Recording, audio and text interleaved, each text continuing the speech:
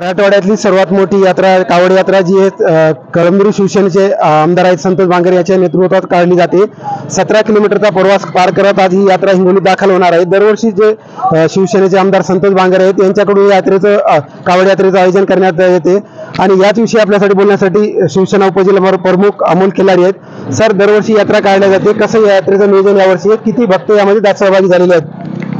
या वर्षीच्या यात्रेमध्ये जवळपास 1 लाखाच्या वर शिवभक्त दाखल झालेले आहेत आणि हे आमदार संतोष बांगर साहेबांवर प्रेम करणारी जनता आहे आणि त्यांचं प्रेम आहे म्हणूनच हे लोक आज या ठिकाणी आलेले आहेत। एरवी राजकारणामध्ये तुम्हाला माहिती आहे कोणत्या पद्धतीने लोक जमा केले जातात, परंतु शिवभक्त आणि कावड यात्रेचा आनंद उत्सव साजरा करण्यासाठी संबंध जिल्ह्यामधून मोठ्या प्रमाणात शिवभक्त आज उपस्थित झालेले आहे आणि आजच्या कावड यात्रेची गर्दी पाहून कोणाकोणाला सर्दी होईल हे तुम्हीच आम्हाला येत्या काळामध्ये सांगणार।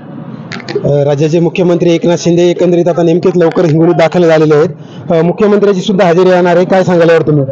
ते मुख्यमंत्री साहेबांचं प्रेम आहे हिंगोलीच्या जनतेवर। ते मुख्यमंत्री झाल्याच्या नंतर 2-3 वेळेस ते हिंगोलीमध्ये आलेले आहेत आणि आमदार साहेब संतोषदादा बांगर आमदार साहेब यांचं काम पाहून जनता आज आलेली आहे। खरंच निश्चित जनतेला आशीर्वाद मुख्यमंत्री साहेब यावेळेस देणार आहेत। आपल्यासोबत अजून काही कावडमधले यात्री आहेत। दादा, किती वर्षापासून या कावड यात्रेमध्ये सहभागी होतात, काय सांगायला तुम्ही?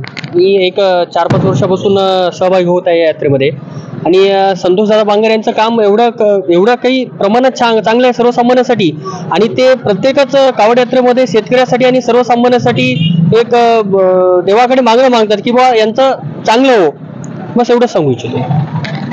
गेल्या अनेक वर्षापासून शिवसेनेचे आमदार संतोष बांगर यांच्या नेतृत्वात निघालेल्या यात्रेमध्ये यावर्षी 50 लाखाहून अधिक भाविक भक्त या कावड यात्रेमध्ये सहभागी झालेले आहेत। राज्याचे मुख्यमंत्री ते आता नेमकेच या यात्रेमध्ये दाखल झाले आहेत आणि मोठ्या संख्येने आता या कावड यात्रेचं आगमन हिंगोलीत होणार आहे। न्यूज एस्टेट महाराष्ट्रासाठी फारुख शेख, हिंगोली।